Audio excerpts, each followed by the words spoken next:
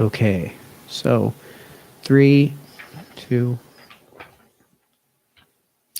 Welcome to the Liberty Block Live. I'm Elliot Axelman. Remember to find us on libertyblock.com, facebook.com/the Liberty Block, and the Patreon link will post below so that you can donate. All donations will go to our great sound AV engineer, Michael Sinello, so we can keep the production quality fantastic. We have with us a great guest today, Joletta Jarvis, in the Axel studio, Libertarian candidate for governor of New Hampshire in the primary, which will be next Tuesday on September 11th. You also have a great co-host, the lovely Kate Bellotti, here with us. Hi there. Filling in for Ryan today. Mm-hmm. So, Joletta Jarvis, thank you very much for joining us. Thank you for having me. So, could you just tell us a little about your background and about your history? I understand you've had a lot of jobs. No, actually not a lot of jobs, but I've worked in a couple different industries.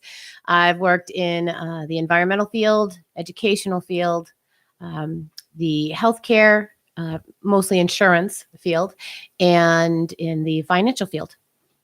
What did you do as an environmental person? What did you do in the environmental field? I actually worked for the Massachusetts Audubon Society. I used to train their naturalists who educated children during the summer. Excellent, excellent. And how long would you say you've been a libertarian, a small L, ideologically? And then when did you join the Libertarian Party? I've actually been a libertarian my whole life.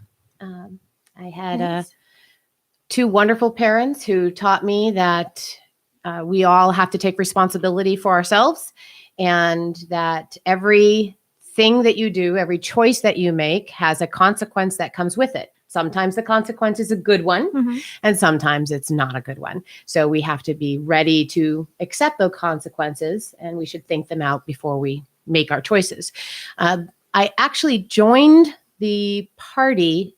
I don't remember when I joined the National Party. It was a while ago. The New Hampshire Party. Yeah. The New Hampshire Party, I officially joined in 2015 or 2016. I think 2015. And the National Party, I joined a while before that and then rejoined in 2016. And how long have you been in New Hampshire for? I've been here since I was 6 years old. Excellent. So wow, so you're all that I remember. actually a New Hampshireite. I am a New Hampshireite. All right. So what is the best thing about New Hampshire, and how can we keep it good? You know, I really think it's the people here. We are a very independent, strong-willed, hardworking group of people who are very into being left alone to do our thing, but are very quick to reach out and help other people when you find out that somebody needs help. So I think that giving, that community aspect of people, in most of the towns in this state, you have people banding together to create food pantries. Voluntarily. Yes. Voluntarily. Yeah. They just Amazing. get together and, hey, come on out. We have, in my town, someone purchased one of those prefab sheds that you can get at Home Depot or Lowe's or any of those places. And they put it out on the edge of the church parking lot.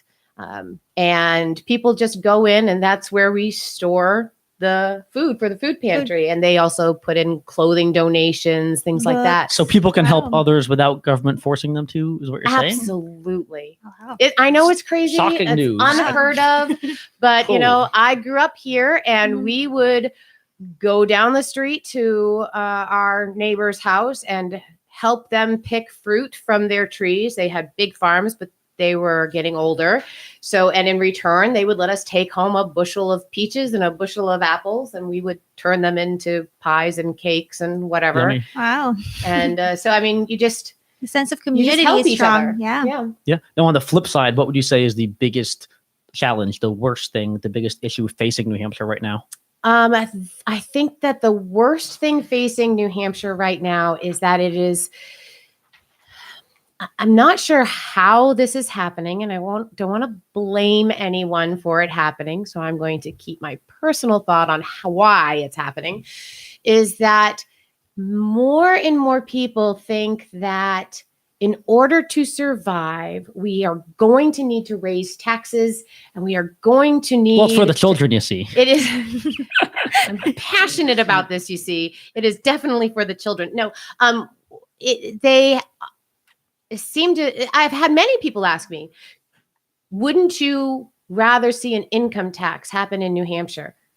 No, I wouldn't, because that just gives one more avenue for the government to take your money. And the second we open up that avenue, don't think that the other avenues will close. Mhm. They're not going to shrink.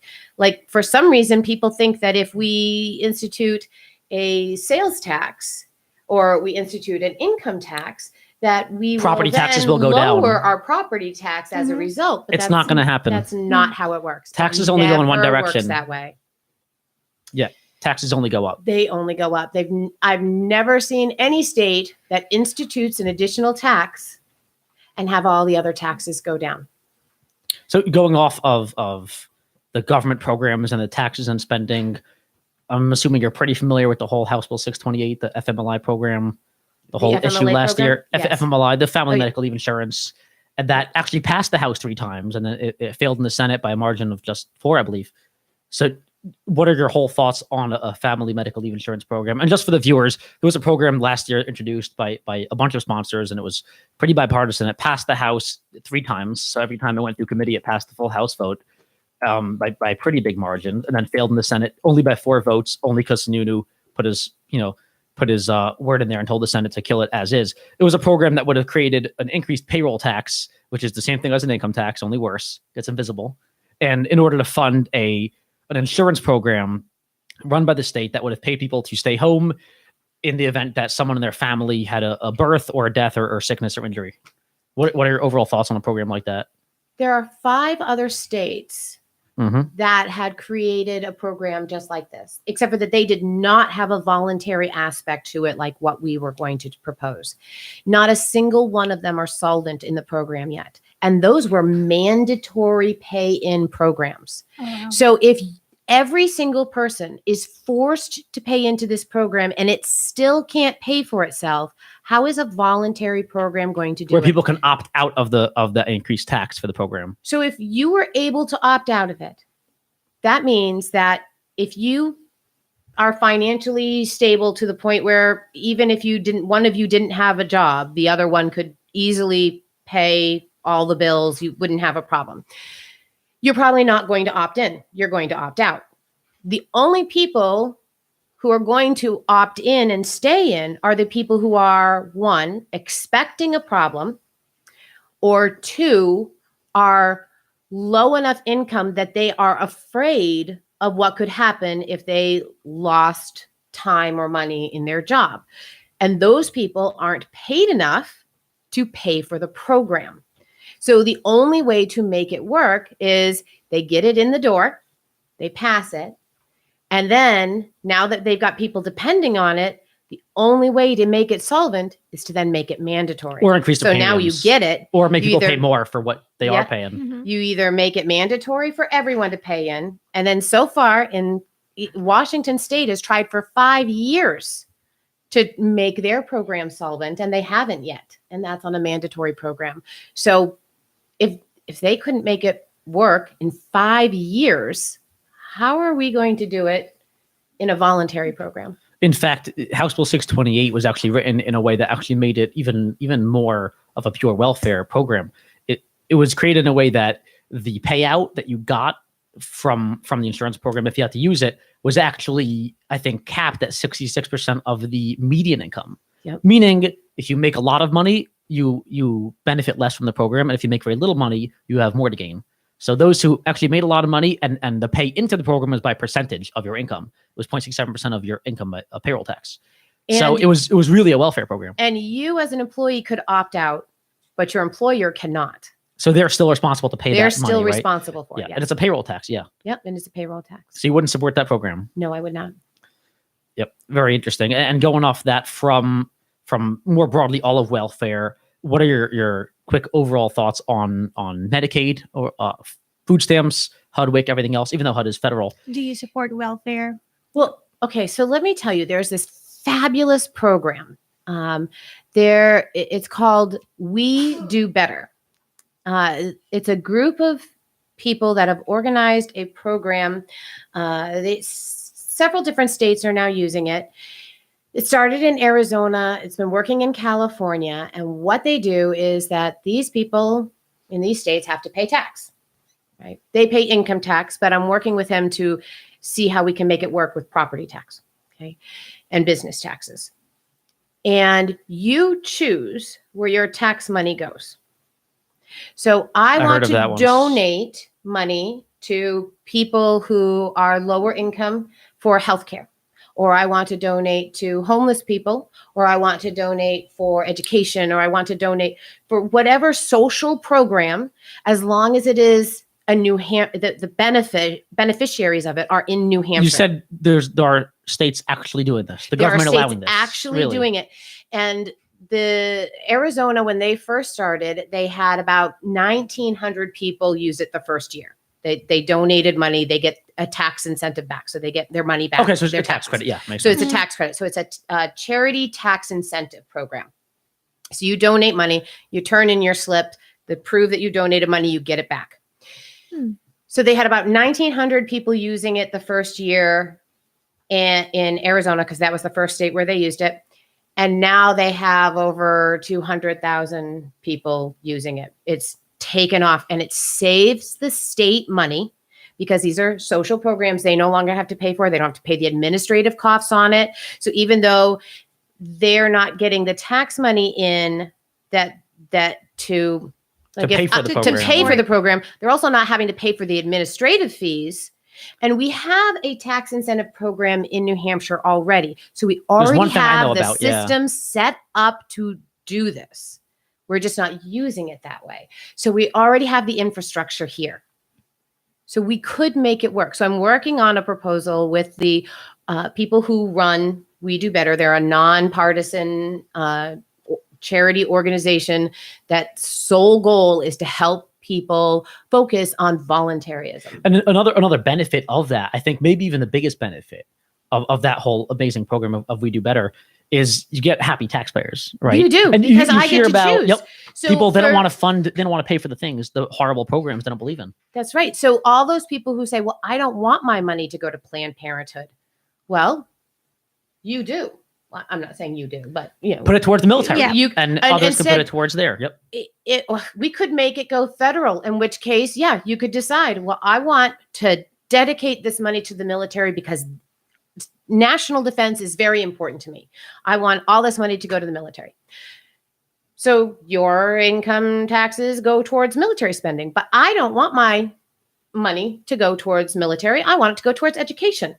So I want to make sure that everybody's children can get a good education. So I want mine dedicated purely to education. Or, you want yours to go purely towards making sure that people who get mental health accessibility. So, we can make sure, and we can divide it up. We could say, I want a little bit to go to education, and I want to spend a little bit of my money on mental health care, and I want to spend a little bit of my money, wherever, as long as it's an approved charity. So I can't just say, well, my cousin Joe. Yeah. Mhm. Yeah.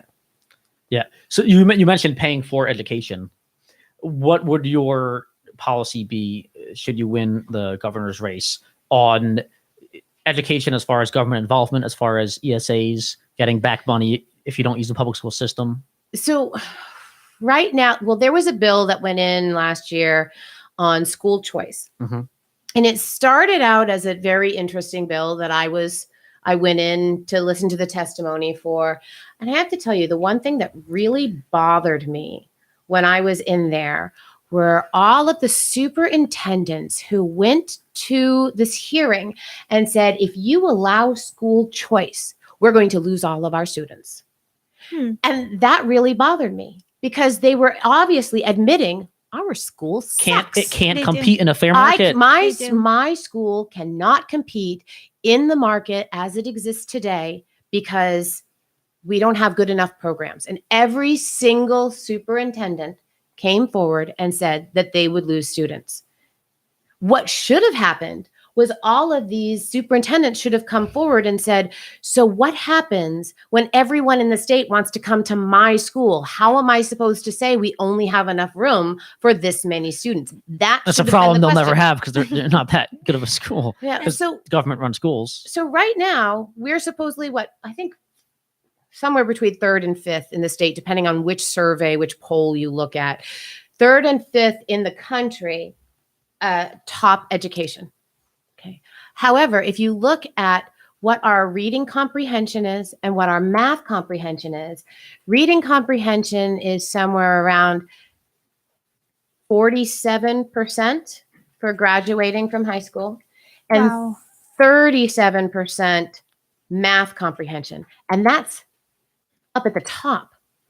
There is no. I was going to say in New York, it was I think 10 or 20% after Yeah, high it's a school could bit read, lower, yes. actually. Yeah. it's Wow, that's pretty dismal. staggering numbers. Now yes. I'm an adult teacher. I in the year 2000, I got my certificate in teaching adults to in the business world. And when you go through the American Society of Training and Development, they tell you you cannot write a single training program over the 8th grade reading level. Oh my God. yeah. Because no one that you teach will be able to understand you except for a very small percentage. And this was college, that- correct? That is so This- sad. No, this is after college. This is adults. These are people who have graduated. So, and this was at a healthcare company. So most of the people who work there had to have a bachelor's degree to get in the door. So you're saying and I having a still bachelor degree doesn't couldn't- mean that someone can speak English properly? They obviously you getting a college degree does not mean that you can speak or you can read at a or understand what you're Mhm. reading at above an 8th grade Oh, reading I level. have some horror stories for you. As far I as actually have a good one adults. on this. Yeah. Medicine prescription bottles, you know how they have instructions on the bottle now? Oh yeah. Yes. They're tailored to a 2nd grade reading level Of course. because that's what the general populace reads at. That Of is so course. sad. Yeah. So many adults I've met who after grad school or Well, if in you've grad read school still Facebook, can't read. that's how they mostly write. So, at least anybody who wants to yell Yeah. at you. And Ms. Gelada, just correct me if I'm wrong. I think New Hampshire doesn't have vouchers for. No, we No vouchers, don't no have ESAs. vouchers. Mhm. But here's the thing: we don't have to have vouchers. All we really need is a true list of how many students you have in your school, Okay. and since we should be paying based on how many students you have, that should be how much money you're ending up getting. What, Now, the this property is tax or the different. School I was districts? going to say for school districts. Okay. Now, the problem is that right now a school district can send, and this is how it works because I had 2 stepchildren who are now adults. But if anybody, I won't say my school district. My children went to public school, I'm and sorry to hear that. they were sent home one day, very close to the March elections, and they were told by every single one of their teachers Don't this is say in it. high school to tell their parents that if they did not vote for the increase in the budget, that they were going to lose all their extracurricular activities and none of them would be able to go to college. What do you think about that, Kate? I think that's really messed up and They came home in brainwashing. tears, petrified they wouldn't make it into college. Well, Because it you also need it. defies all of the statistics on the matter that when you reduce funding for a public school, the educational outcomes are unchanged. That there's been studies since 1966 on this, and they've all concluded the Government same schooling thing. it really is And- so pathetic. Well, if So you look incompetent. at the school ratings for New Hampshire alone, and then you look at the property taxes that are paying the per student rate in each school district, the highest per student rate is a school in Wolfboro.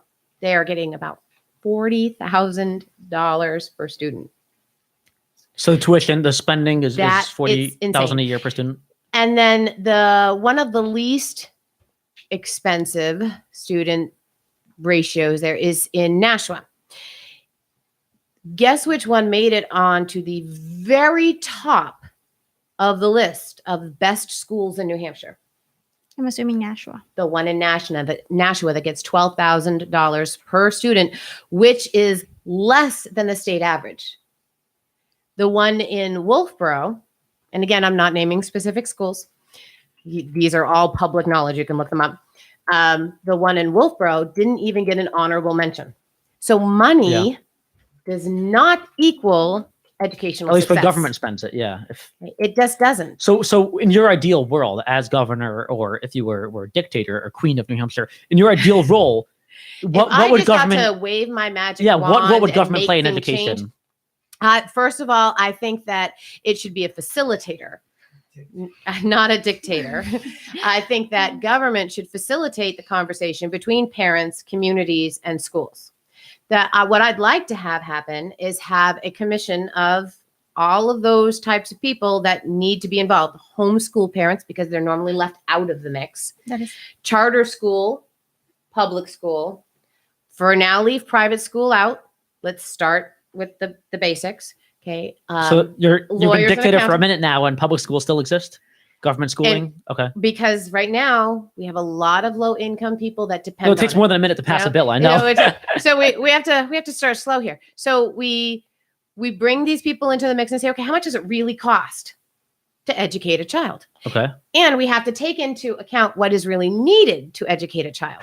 For example, in this country, there are 4 states where when you graduate from high school, a public high school in the state, you are qualified with just your general diploma, not your college preparatory or your honors school courses. Your general diploma. When you graduate, you are qualified to go to an in-state college. 4 states, and New Hampshire is not one of them. Qualified in what sense? Meaning that you meet all the qualifications to attend your in-state college. You'll be able to get the SAT scores. You'll have the grades point average. You'll have the Just by virtue of you'll have graduating the high school? courses that you needed to study to get into those into your in-state schools. What's the alternative? How did the other 46 states work? The other 46 states, You most of finish them, high school, you finish high school. and you can't go to college for what reason? You have to take what are called there are special courses that now the colleges are offering to help bring you up to college level, and they're Some called kind of remedial course yeah, of they're some the sort. remedial courses. So in math and science and languages and English comprehension, those are the 4 that they need, that they're finding that the students are not prepared in. They cannot pass your basic knowledge skill to get into the college. So they now are putting out these remedial courses that when you go in, you have to take these courses first in order to take the other courses. Very interesting. So we need to look at those. So we need to have colleges come into this commission and say, this is what it takes to get into college. This is what knowledge you should have. It should be public information. It should be to some public degree, information. Yeah. You should be able to say, 1,000 times 2 equals 2,000 by the time you graduate from high school. You should be able to do that. I'm sure that it's actually a little bit tougher than that, but you know what I mean. And so then we need to say, okay, so are we educating kids to get to that point? If not, why not? Okay. And how do we make it so that these kids can choose which school they go to? If you are a child or you have a child with special needs, there are several schools in this state that are really good for special needs. Well, what if you're in a district that isn't? Shouldn't you be allowed to take your child out of this district without having to move and just drive him or her to that district that is better in it? And right now, how difficult is it to get your child to a different school district? You have to move. Oh, really? There's no other way. You have It to move. also, I think, one of like the recent big issues is like bullying for kids. Bullying is So- another issue. If you are there was a heartbreaking story of a child on WMUR going to the school board, I think in the Timberlane School District. And sorry, I know I just mentioned a school name, but it was in the news. Talking to the school board about her bullying experience. And I have gone out and spoken to many families throughout the state, and this is not an unusual story. And how the schools have been dealing with it hasn't always been good. But maybe if you took your child to a different district, they could get that fresh start. Maybe a school where they are willing to work with the parents. This competition, Just creating between competition will be schools incredible. would change the way education is run, would change how bullying is handled. It would change how special needs is handled. It would change how all aspects of the school is handled. Now, if I was a dictator and I got to choose how we deal with this, I would do probably the most unlibertarian thing possible. I would bring the basic funding for education to the state level. And I'll explain in a minute. But your basic, this is what you need to educate a child. That's pretty unlibertarian. It is very unlibertarian. It is the only unlibertarian really ideal I have, but I have gone through and I've talked to so many people and I've looked at everything. And by doing that, we make it a per student. So it doesn't matter where you are in the state. You can go to any school district that But you no want more to go unhappy to. parents about living in a poorer school district. And with then less no funding. more unhappy parents about living in a poorer district versus, Wolfboro versus Berlin. Sorry, I just Berlin. Yeah. Don't so dare say Berlin. I know. I don't know. I've been correcting people all week on that. So there wouldn't be this disparity anymore. And then if a school then said, well, you know what? We want to upgrade our football field. Instead of drawing from that pool, they would then be allowed to go to the community and say, all right, so on your taxes this year, we would like to, this is what it would take. This is how long it will take. Would you vote to give us the money to do this upgrade? And then it's up to the voters if they want to. But it's for that temporary, and they have a cap. You can't go over, 2% of what you get from the state. You can't ask for more than that because it's not fair to the voters. That actually makes sense. I came from I New know York. it's a very It's a- unlibertarian It thing, is, but in but- the end, it really is fair. Well, it makes sense that I'm not paying millions for some other Yeah. school district. I played on a football field. It was just redone a few years before I think I joined the varsity team. The field and the track around it, and the little pole vaulting thing and the little sand to jump into, the whole track. That little field was $3.3 million, I believe. Yeah, well, I believe it was in $3 million. my school district, they had a wonderful donor come in about 8 to 10 years ago and donated a couple $1 million to build a performing arts building, Mhm. all by itself for the middle and high schools to use for this performing arts center. Isn't that Right. how private schools and universities Yes, it usually is. work? That And some and charter incredibly schools, wealthy yeah. donor says, "Hey, I'm going to give you $2 million to build a new field and put my name on the front." Exactly. So if you, as a public school administrator, want to see something like that, you can ask for up to 2% of what you're given from the voters for a period of time. And then you have this PTA for a reason. Their job, and I was a member of a PTA, so I know this. Your job is to help fundraise for the school for all those extra things that you want to be able to give, extra field trips, extra Yeah, or whatever. an alumni Well, association. maybe you could use that like an alumni association. Do fundraising, good old fashioned Go fundraising. do some fundraising. If parents in the community say, you know what, I have extra that I can donate, I will donate to that. But all those people who are not parents or are parents who can't afford it shouldn't be forced to give more money just because the school wants something. And they shouldn't be able to go home and tell your parents, if you don't vote for this. That's disgusting. Yeah, It is that's disgusting. And it deplorable. happens every single year. And it happens all around the state. And there are now several towns who are ready to sue the state again. The last time this happened with a Claremont decision in 1997. It was the year I graduated from college. I'm old, yes.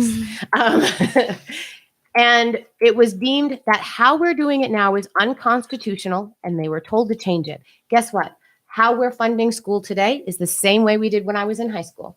Like I said, haven't there's no changed anything. accountability. You can't force the government to regulate itself. So They're not going to. Supreme Court said, New Hampshire, fix it. We have not fixed it. We've donated money from richer towns to poorer towns, which is why we now have your local education tax plus your state education tax on your property Mhm. taxes. I would propose just one, except for when the school has come and said, we're asking for this exact amount for this exact purpose. So you know exactly what that money is going to. And ultimately, on a state level, would your goal be eventually to get the government eventually out of the education We would system be and able let people to- voluntarily do it? We would be able to say, okay, so now people want to do more homeschooling. We want to do more, okay, well, let's let people just keep their money who are doing that. Why take it in if they're not even in the school system? Give that money back. Why do we need to keep charging people? And more people want to homeschool, especially with all the gun violence that they see about people. I mean, though we've had none here, that doesn't mean people aren't choosing or bullying. They're choosing. And just think the sheer incompetence of the education. Just back from New York, especially, I saw some of the statistics. We did some shows in the radio station about the statistics for college readiness rates of those who finished high school or graduated high school in New York. Ridiculously low, down under 50%, 20% for some ethnicities. Yeah, so Can't even read. we've found statistically that colleges are actually seeking out homeschool students It makes because sense. of the statistical anomaly of homeschool students do better. Their SAT scores are higher. And yet we're saying that there was a bill that they tried to pass last year to start doing more mandatory testing of homeschool students and if they fall below a certain rate, they must go in. But the rate, the percentage score that they had to get for homeschool students is actually higher than what a public school student gets. Remember that 37% and 49% in comprehension? Mhm. Those are below what a homeschool student would have to see in order to stay homeschooled. But we're allowing our public schools to perform abysmally lower. Well, we got to be realistic with the expectations with schools run by government, after all. So you mentioned the safety in schools, and personally, I looked it up. I can't find a single incident of a school shooting in New Hampshire history, but there have been some high profile shootings in schools around the country. Yep. What, if anything, has to be done, at least in New Hampshire, to improve or to change school safety? Well, I think first of all, this idea of making gun-free zones is a terrible idea. It's putting a big target on a school and saying, please come here. They're not protected. Unprotected zones. It sounds like open terrible. season. It is. It's an open season situation. If you have a beef against anybody, come on down. We got a whole bunch of innocent people who will make headlines for you. And I mean, there was one case where those 3 boys went and shot up their schoolmates just so that they could get in the news. So wow, you don't want to advertise this is a gun-free zone. And any public office cannot be a gun-free zone. It cannot be. It's unconstitutional. Now, I'm not saying that we need to make it mandatory that teachers carry guns. That's also unconstitutional. A New Hampshire Constitution specifically states that no person may be forced to carry a weapon. Yeah. You cannot. You shouldn't force anyone to do anything. Well, you shouldn't force anyone to do anything, but it is specifically spelled out. Though, you cannot force though in some of anybody. the founding documents, I forget which one it was, Laser would know. In one of the founding documents, it said, or at least one of the founders was quoted as saying, every able-bodied man has a responsibility, a duty to always have a weapon and know how to use it. But it's not in the Constitution. Yeah, no, it was just a quote by one of the founders who wrote it. Yeah. So if a teacher wants to carry, for the peace of mind of parents, we should have one of the drawers at that teacher's desk be a metal lock Or they can drawer. have a holster. You know? Well, They make holsters. They'll point out the people at the State House who used holsters and had their guns fall in the State House last year. The FBI agents were in the State House? No, not that one. Hopefully no teachers are doing backflips and dance moves in the middle of class. But Holster means it stays in there. If it fell out, it was a basket. Holsters mean it stays in there. There's been a couple incidences in the State House here in New Hampshire. Yeah, I didn't know about that. And by the way, speaking about public schools, about the government schools doing disgusting, horrible, unethical things as far as convincing people or telling people how to vote. I don't know if you know what happened. I wrote about it in the Exeter. So the Exeter school districts in Exeter and some neighboring towns a few months ago, the school put on a pro-gun control rally. I think actually prior they participated in the walkout, the March for Life or something. Okay. I think they participated in that. And, you know, when the marches were happening a few months ago, I think the Concord principal admitted that he facilitated the students walking out for gun control, which is pretty political for a government school. But anyway, a few months later, the Exeter High School invited some other students from other high schools, and they had some middle schools in the area as well. They had a few students, and they held a panel of maybe 4 or 5 students and a few teachers. Maybe Chris Pappas was there, a few elected Democrats, and they invited 2 moderate Republican representatives from the area of Exeter as well to a panel, some kind of, they called it a town hall panel on gun violence. It was like 10 people and like pro-gun control and 2 people who are Republicans who are pro-light gun control. And they just did a whole massive rally with the students in the auditorium, I believe, pro-gun control. And this was a school clearly indoctrinating the students to support gun control and vote for gun control. And I wrote up a few articles about the whole Exeter town hall meeting. They brought a doctor in there saying, what was he, a psychiatrist, I believe, saying, you know, I'm as a doctor, psychiatrist, as a doctor, we see the AR-15 bullets, they shatter bones all the time. Like, come on. But it was disgusting, the coercion that was displayed. And I saw the whole video. It was a long YouTube video of the town hall meeting. And you see these students, some high school kids, but also middle school kids. You see how brainwashed they were. To hate guns and be afraid of guns and support gun control. One of the girls said, I'm not going to tell you how to vote, but, you know, we need more gun control. So that's another instance of government schools getting involved. They actually had, throughout the country, they had all those walkouts. The walkouts of schools. And there were cases, and these are not as big in the media as obviously the walkouts were, but they had cases of children who were being suspended for holding signs that said, That's right. Guns don't kill people, people kill people, or And even refusing to leave. Yep. Who went to study hall or went and sat in his classroom. And that one boy who went and sat in classroom and said, I want to be taught. I'm here to learn. It's a school. But the principal said, no, we are. Today's lesson This is how to support gun control. So these were not, everybody says these were children making a stand. No, these were children who were told, if you don't do what you are told, you make sure that your parents know that you were misbehaving because you will be going home suspended and that will go on your permanent record. They were not instigating the situation. The teachers, the parents, the politicians in the area and their principal and school administrators were making a point. It was not the students making a point. There were a few students who were really excited about this and really gung-ho about it. Mhm. But for the majority, I mean, did you ever participate in a walkout when you were in high school? I did. Well, I didn't.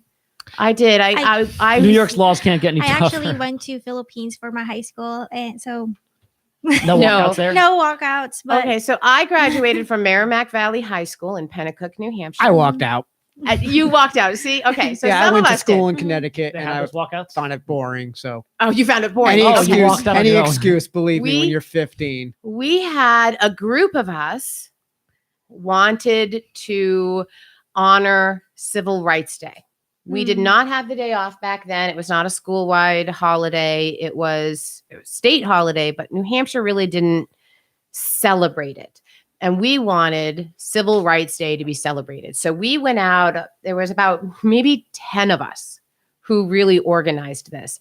And we were told, if you go out and you do this, you will be suspended. And we were like, worth it. So we went out, we stood right in front of the school and we read Martin Luther King Wow, Jr. that's speeches nice. to each other. But we had about half the school follow us, not because they cared, because they didn't want to be in class. Half of them came out and said, so why are we out here again? Oh, they still listened to us do the speeches because, but a lot of them just left the school grounds. They weren't there because they were part of what we were trying to do. And we actually didn't get suspended because so many students Yeah. walked out There you that go. we were saved because of the apathy of people not wanting to care. Actually saved us, but yeah, we did it. And, it was, South Park was had important. an episode about this. did Yeah. they? Yeah, there Were was there some walkouts? big when 9/11 happened and there was the fight, the anti-war protests or whatever. Oh, that was yeah, an old the boys. episode. So yeah, there was an episode where the boys were in class and the teacher said, if you're against the war, you can go outside and protest and leave class. So the whole class went woo and left, and they had no idea what they were doing. Yeah. They were handed signs that said, things that they couldn't read that were easy. Bush is a Nazi, whatever that is, and they made their teacher look like an idiot. It was hilarious. Well, that's what happened in a lot of these walkout cases where some of them didn't know why they were walking out. And and they took those interviews right off the air, but you can find them. Mhm. And then other students that went out because they knew that if they did, they got the rest of the day off. So on gun control more broadly, would you support a statewide registry like some people on the left want? Would you support mandating permits for carrying firearms and all that? The only change I'd like to see when it comes to purchasing guns in the state of New Hampshire right now is that we need to make sure that it isn't taking 5 years to go through, and I'm exaggerating, 5 years to go through a background check when you need to go through one. There are cases where people have told me that they went in, they put in their background information, buy their pistol, and a week went by. Now you Well, have that's a federal, certain, right? The next step is federal. yeah. So you have a certain time period where once you put in your application, you must purchase the weapon, or you have to put in an application all over again. So this person put in his application. It took so long that the time ran out.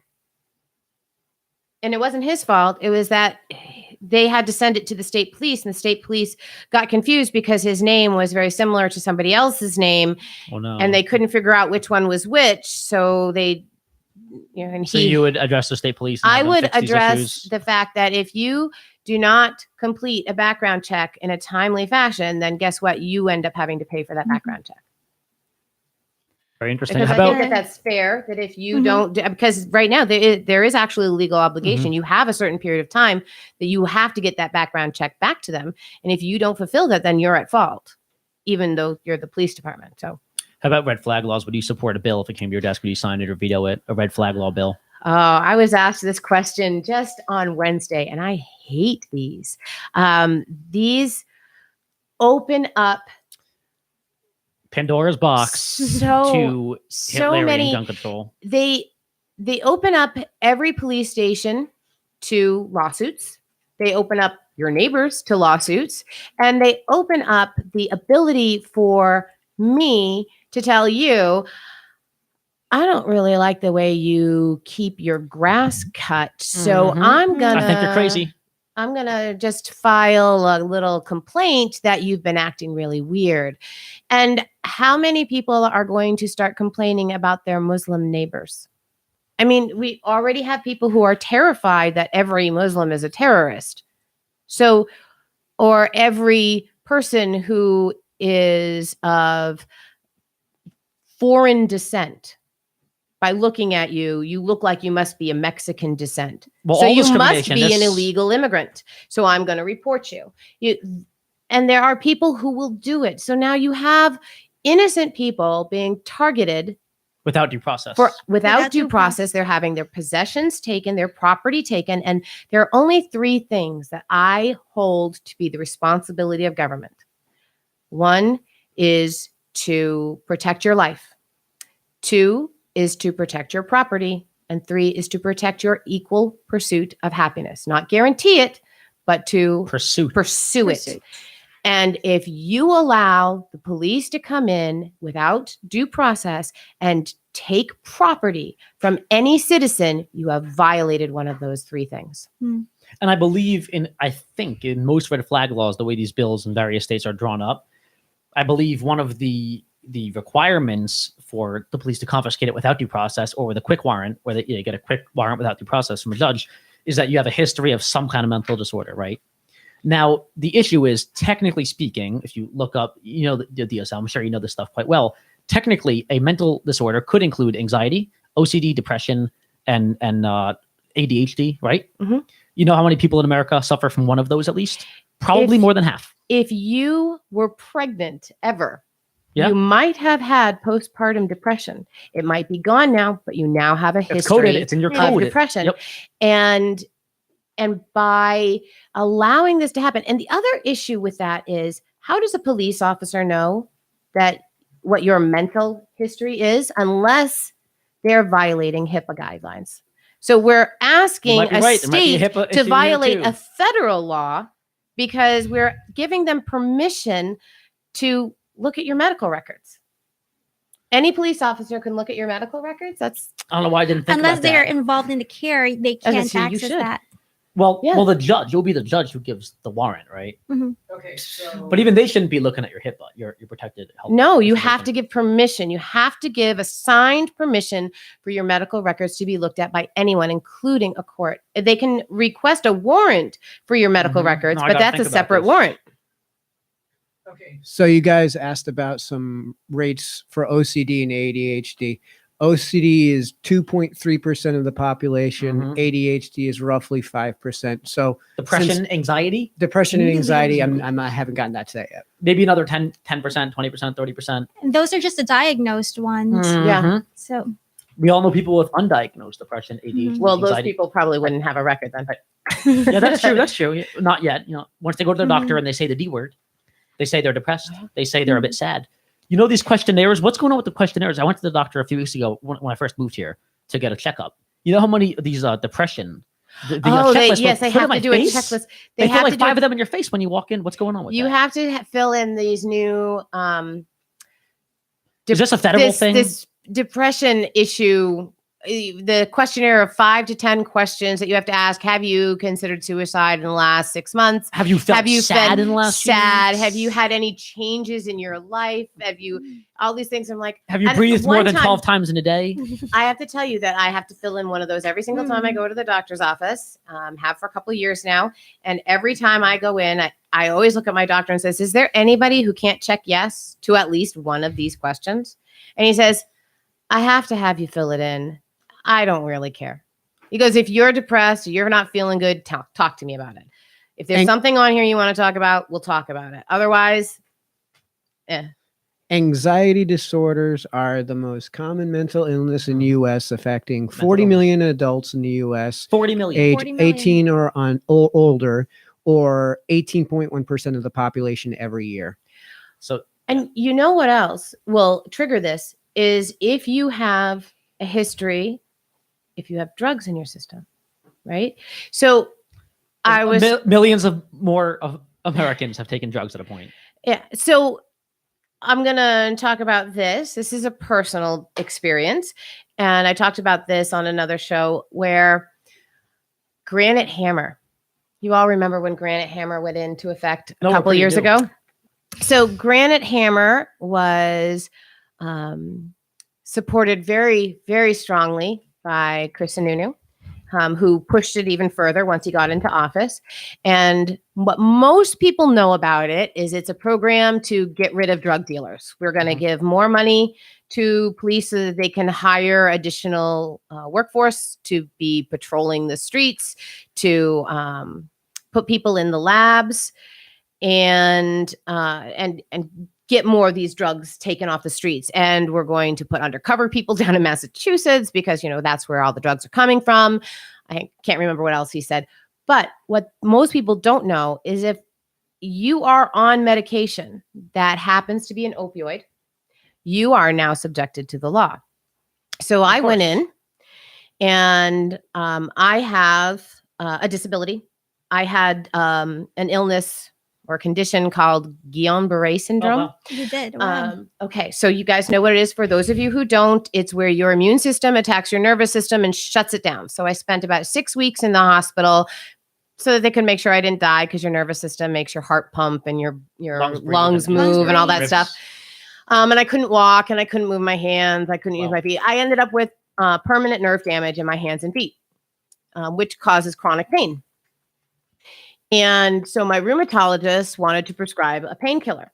And I said, well, I don't want anything that could be addictive. I don't want a narcotic. I don't want an opioid. I want nothing like that. So if you can't give me something like that, don't bother. I'll just deal with it. It's. So he said, well, okay, no, I've got a medication I can give to you. You'll be all set. I said, okay. He goes, you just have to come back in 3 months to do a med check. Okay. 2 weeks before my med check, he said, now just to let you know, and for this med check, you have to go and do a urine test. And I'm like, okay, well, I've never had my medication levels checked that way. This is new, but okay. I don't really take a maintenance drug ever before. So sure. So I went in, I took it. I came into the office 2 weeks later and he says, you have tested positive for cannabis. And I went, no, I didn't. And he goes, you have. I said, no, I didn't. He said, no, yes, you have. I have your results from your lab test. I said, well, you're looking at somebody else's lab test because I'm not doing cannabis. So it's wrong. He goes, are you saying that this is a false positive? I said, well, yes, I'm saying that just that's like a false that. By the way, positive. you failed NICS check, the background And check he for said, firearms. well, we have a problem because you can't take this medication anymore. And I went, wait a minute. First of all, why are you testing me for drugs?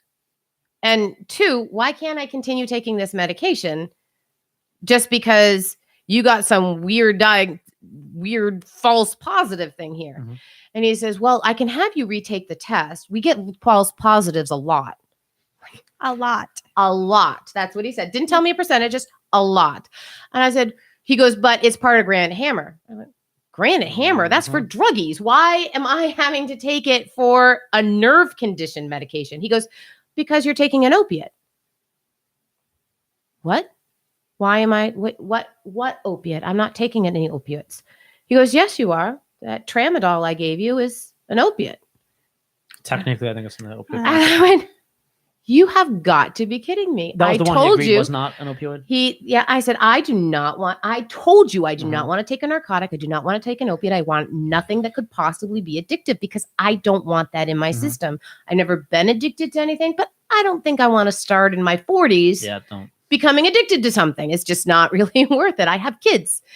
And he said, oh, yeah, that's right. It's just, this is the one we always prescribe. Yep. And just like that, it's on your record. 1, I received a false positive. That happens a lot with cannabis. Really? It happens a lot that people who don't take it get tested positive for it. I mean, I understand with poppy seeds, but that's not cannabis. So I'm like, what other food do you eat that comes back testing positive for cannabis? So, okay. But I was so mad about being told that I had been given an opiate against my expressed wishes that I completely forgot about the fact that I had tested positive and didn't retake the test. So that's probably going to go against me someday because that's probably on my permanent record now. Marijuana is actually explicitly written on the NICS check, I believe. So you couldn't get a firearm if you wanted to without lying. So you have to lie on the form. And if you lie on the federal government, you go to jail. I can say I didn't take cannabis and be not lying, but I can't say that I haven't tested positive for cannabis. Yeah. So staying on the topic of opioids and all drugs, the opioid issue, of course, is a massive hot button issue to a lot of people in New Hampshire. Do you have any ideas to somehow decrease the number of deaths and addictions and injuries from opioids in New Hampshire? The first thing to do is to legalize cannabis for recreational use, for medical use. There shouldn't be any difference. The only reason that was Aaron's Day's response as well, right away. The only reason you should need a medical prescription to get it is if you're a child. You know, those children who have epilepsy and they need a special the oils is that you should need the prescription for, so you could get it for a child. But if you're over 21, there should be no law stopping you, right? And that has been proven beyond a shadow of a doubt to bring down opiate addiction levels. The Canna Institute in Massachusetts did several studies on people who were addicted to heroin and other opiates, and they found that people who used cannabis to withdraw with suffered less side effects Mhm. than people who used the other medications, pharmaceutical medications. And so they were able to be more successful in staying off it once they got off, because they didn't go through all the pain that stops a lot of people from continuing with withdrawing. And there's so many medical side effects, such as if you, I don't remember what the dosage is or how often, but if you take it before you have Alzheimer's, it can prevent Alzheimer's in people who have a family history of Alzheimer's. It helps people with seizures. It helps people with pain. It helps people with fibromyalgia. It helps people with nerve conditions. It helps people with so many different conditions. I couldn't possibly list them all. I've been working with one of the activists in New Hampshire who's helping actually on the commission to create the legalization bill to get all the facts so I can make sure that I have all the knowledge. And I would love to see, combined with a cannabis legalization, to legalize hemp because of the environmental benefits that hemp has. Not just in what hemp can be used to create, such as your insulation and Seemingly wooden everything. planks Mhm. that are resistant to mold, to mildew, to fire, to termites. Don't we have all of those here in New Hampshire? So you use that to build your house. Your house is suddenly more sustainable. You grow it.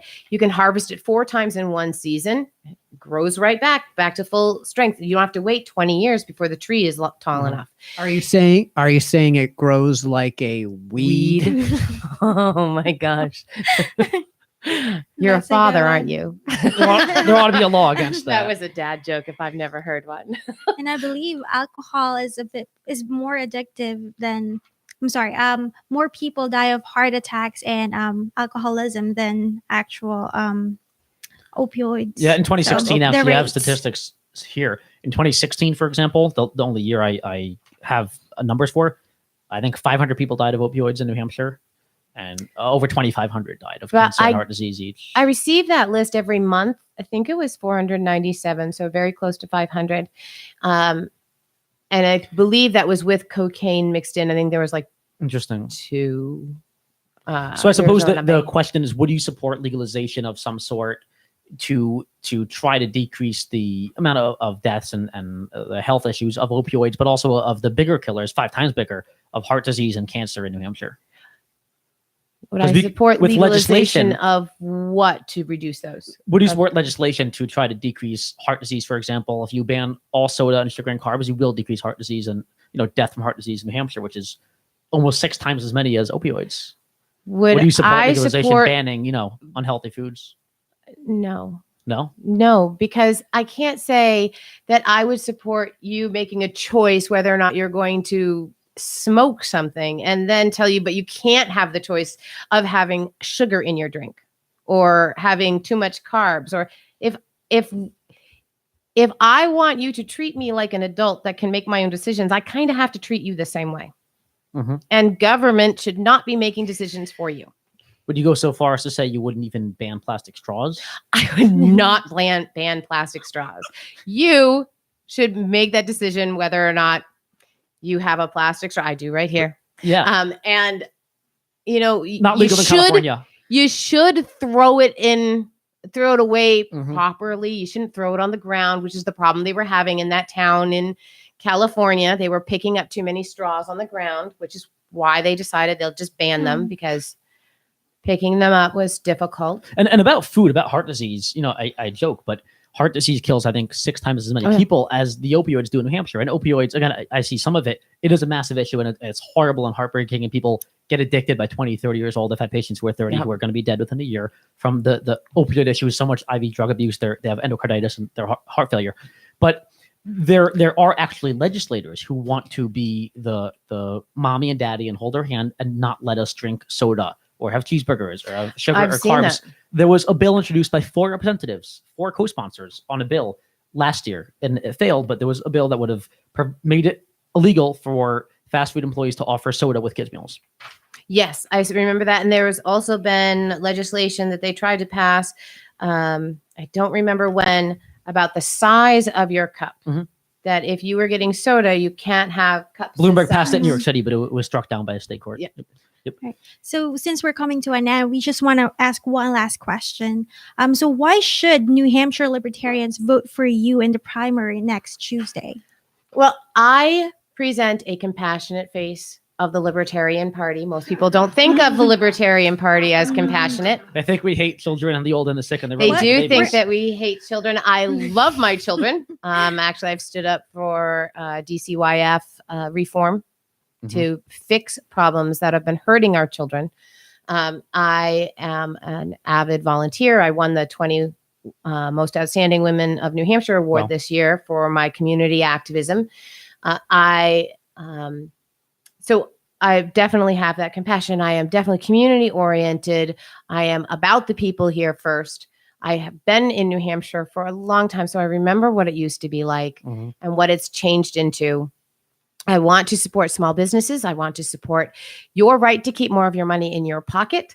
And I want to support your right to choose where you educate your children. And I am one of the regular people. I am not a career politician. I have been middle income for my whole life. And my children go to public school, so I understand what you're all going through when you have to send your kids there as well. The fears that you go through, Suffer with all the of people. it.